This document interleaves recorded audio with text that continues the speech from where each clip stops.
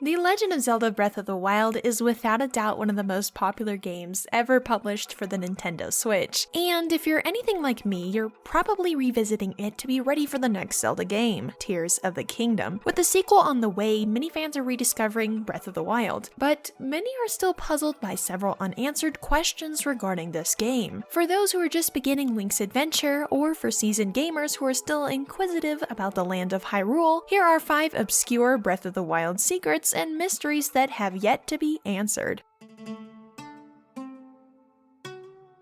Leviathans. The Leviathan Bones is one of the several side missions in The Legend of Zelda Breath of the Wild that necessitates some investigation. 3 brothers are debating their theories about the ancient Leviathans and how they may have become extinct at the Serene Stable. Anya believes it was due to an ice age, Akra believes it was due to a volcanic explosion, and Garshan believes it was due to a great drought.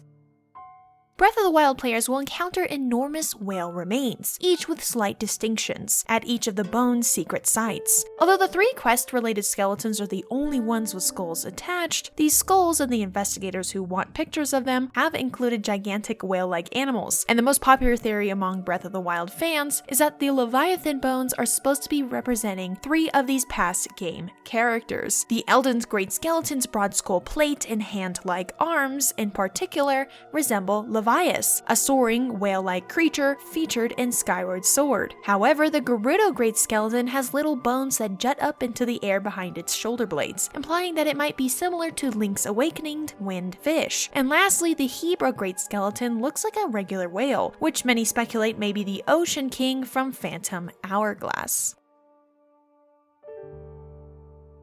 And like the in-game Leviathan researchers who accepted the evidence in Link's photos relevant to their theories and then ignored the others, Zelda fans still will go on debate with Breath of the Wild's timeline placement. And some fans have pointed out that since the Leviathans were now extinct in Breath of the Wild, perhaps the Sheikah were recreating a model of them.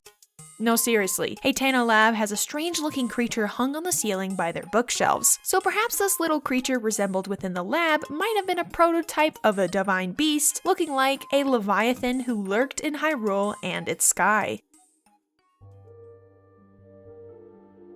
Zonai Tribe and their ruins. The tribe's official in-game name in Breath of the Wild is Ancient Barbarian Tribe, but fans have dubbed them to Zonai owing to their link to the Faron's region Zonai ruins. And with even Tears of the Kingdom's new gameplay showcase, they are really called the Zonai. Here, Link can find a ton of ancient tablets, ruins, and pillars with the same symbology, and their memory lives on in the Barbarian armor set, which is one of the relics of the lost tribe. How they disappeared or died is what remains unexplained. And the Typhlo ruins, located north of the Lost Woods, are also a frightening and unsettling portion of Breath of the Wild. These ruins are completely dark, and Link must rely on either torches or other ways to see anything. There's a shrine, of course, a big Hinox boss, and several other interesting stuff within. So what's unclear about this is why these ruins exist and why they're shrouded in this thick fog of darkness. Some fans still speculate that the darkness still had some part to do with the lost Zonai tribe. Regardless, these ruins are creepy and unexplained canonically.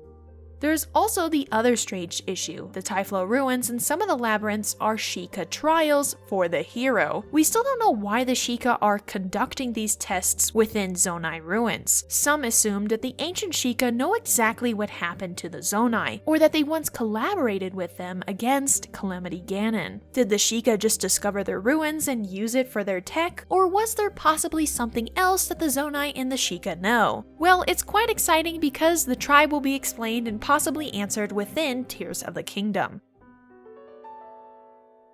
Rito and Zoras both exist.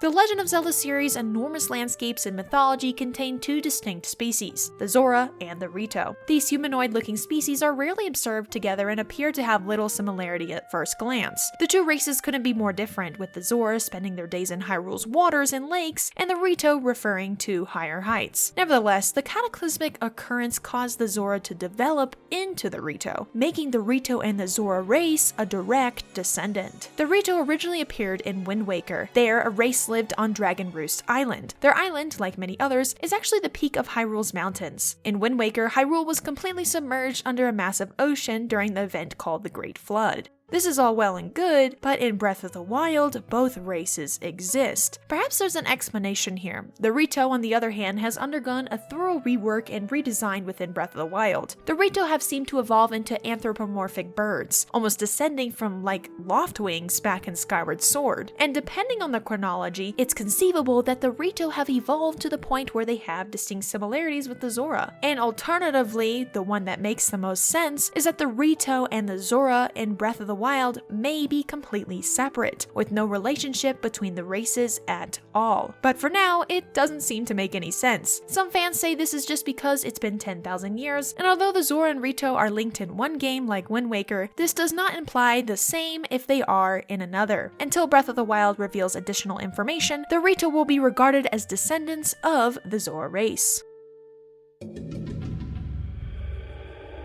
False blood moons and Hino.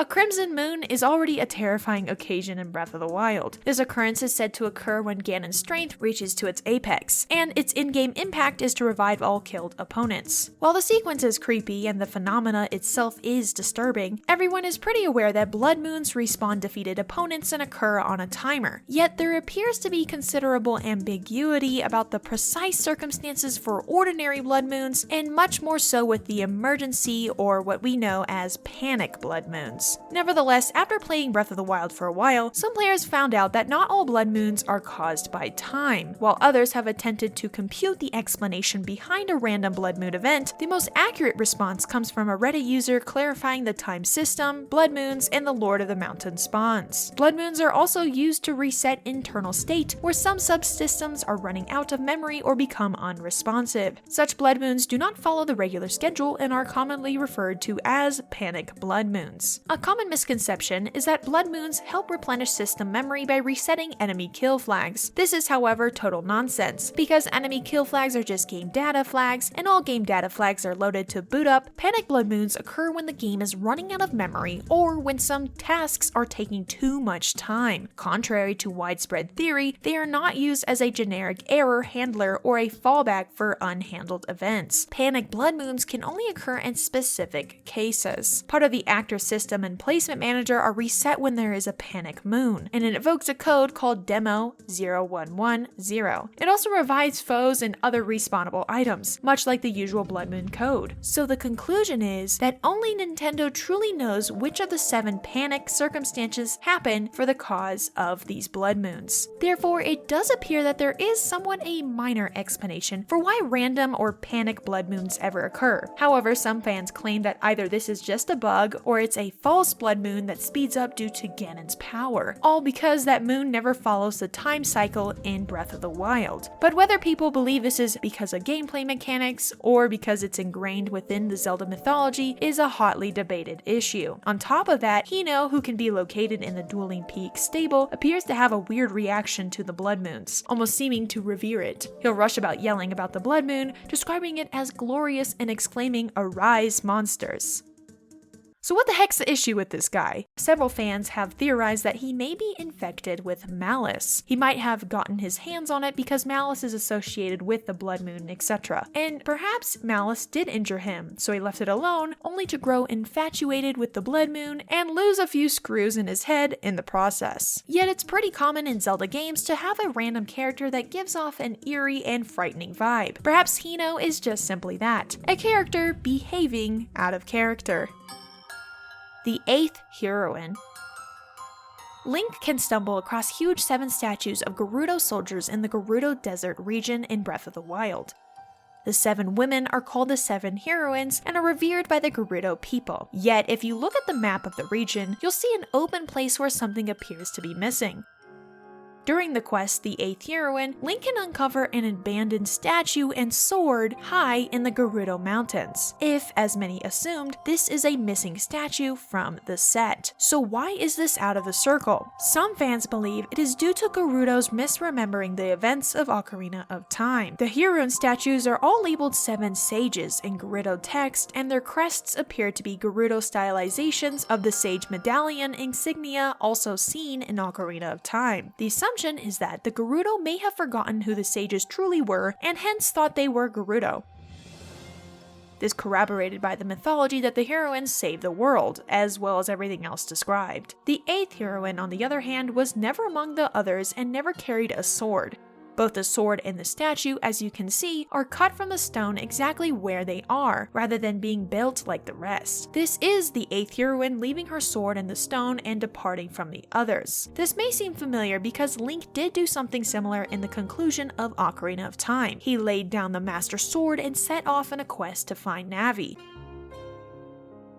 So while fans do think that this is Link, there is a small flaw within this theory, given that the placement of Breath of the Wild among the timelines again is still unknown, and since there is an added sword and we're only sticking to Breath of the Wild's timeline, using no other previous game as a reference, perhaps the 8 heroines represent the 8 races: the Hylian, Sheikah, Gerudo, Zora, Goron, Korok, Rito, and the Zonai, who allied together for something protracted in the past in Breath of the Wild's timeline, perhaps 10,000 years before the previous calamity. Alternatively, the 8th heroine might be the person shown in Tears of the Kingdom trailer.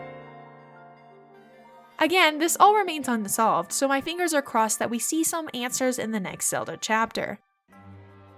And with that, we are going to wrap up 5 obscure mysteries in Breath of the Wild. And I know many dedicated Zelda fans like me have known these secrets for years, but it's always a good idea to refresh your brain and others before Tears of the Kingdom. What do you believe the next Zelda game will reveal? Thank you for watching, and I will see you in the next video.